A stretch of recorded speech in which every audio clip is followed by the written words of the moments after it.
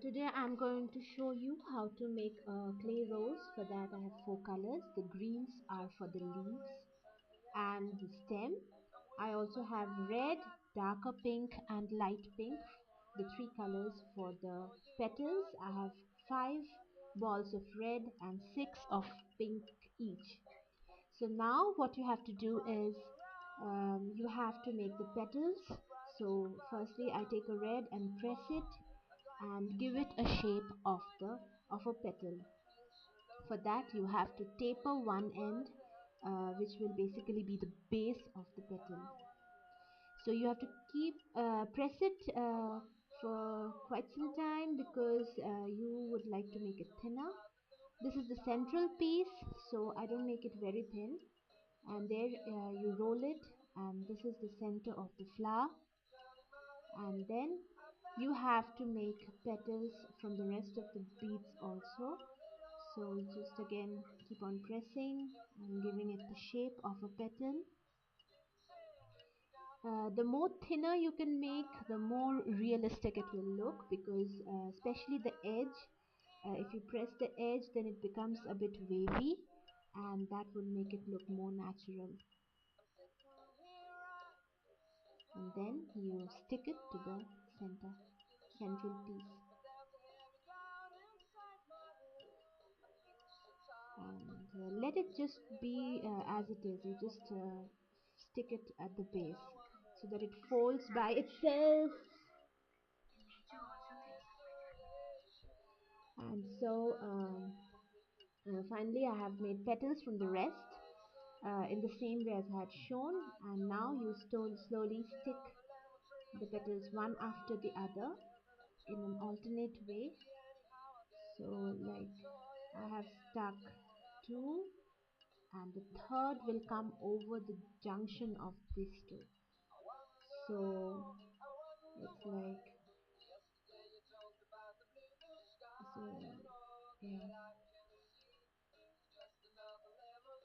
so you have 2 petals and the third comes in between. And I've finished the red and now the darker pink. So it looks better if you have the bigger petals outward. So the pink petals would be slightly bigger than the red ones, then it looks better. So you just keep on sticking the petals one after the other.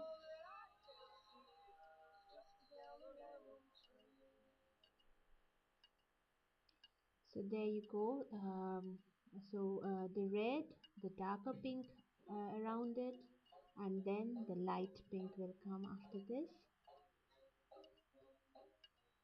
So if it looks that the petals are clustering, then you can just spread it a bit with your fingers also.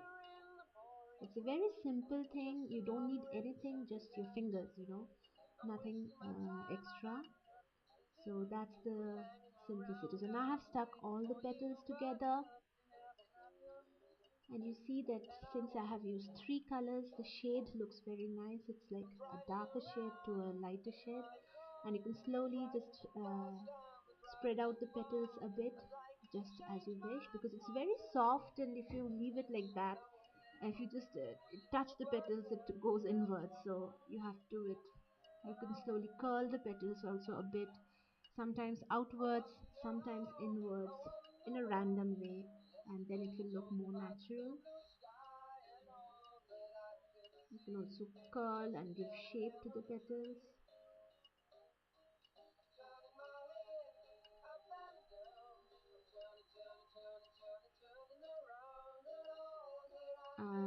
And maybe after you finish it, you may need to do it once again, because now we'll keep it on the ground and we'll start with the stem.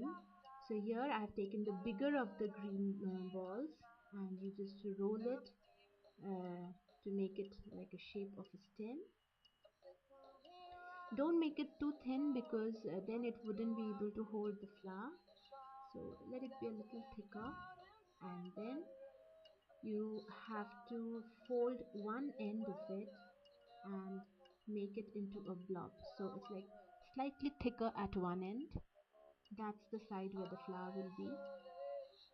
So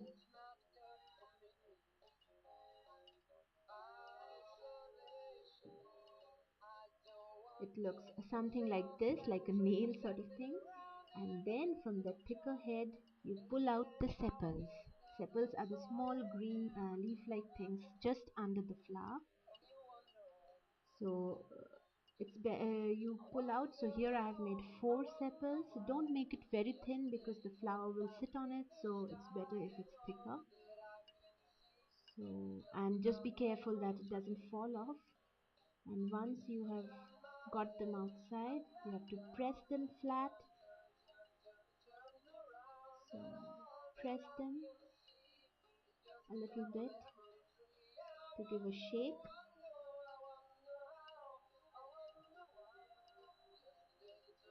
and then slowly taper the end of it so it looks like a leaf-like thing, a thin long leaf-like thing.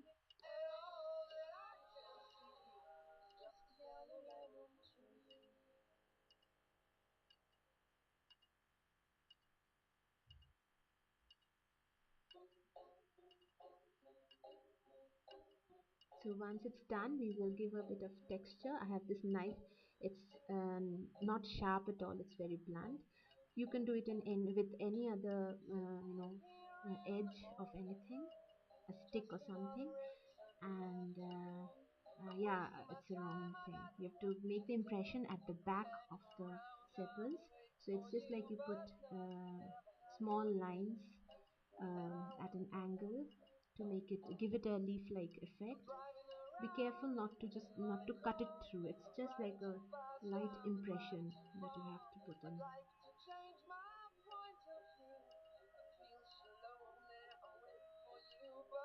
And do it for all the 4 sepals.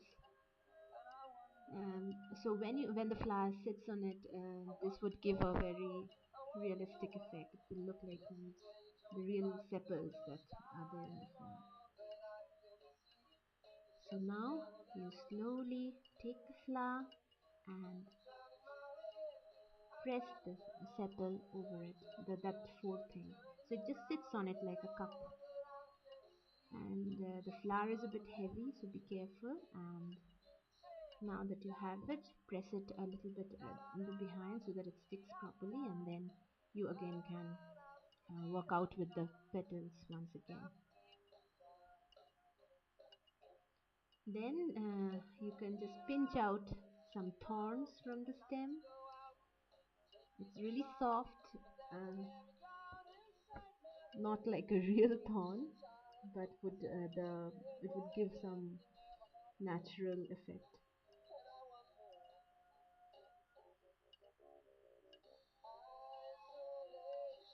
Now once that is done, we start with the leaves. This is a more simpler part.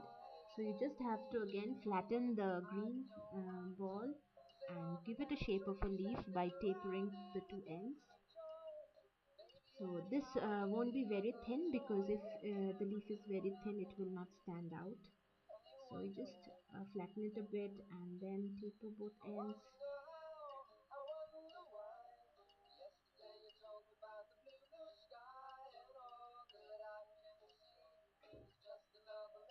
In fact, you can and you have to actually taper it a little more at one end so that it looks like a small stem for the leaf, and that we will use to stick it to the stem of the flower.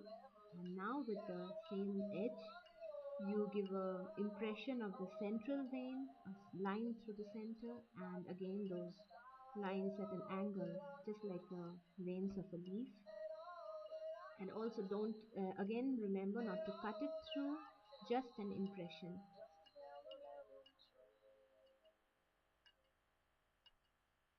So there you go, the leaf is done. This is the other leaf which I have already prepared, and now we will just stick the leaves to the stem of the flower.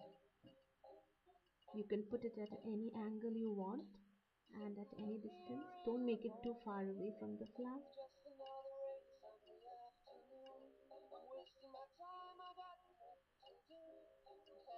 And there you go, our rose is ready. So this is very soft, so you can't keep it erect. It's better to lay it down on something, so this could be a good idea to put it on some gift packet or something just to give it a nice look, and it really looks very pretty.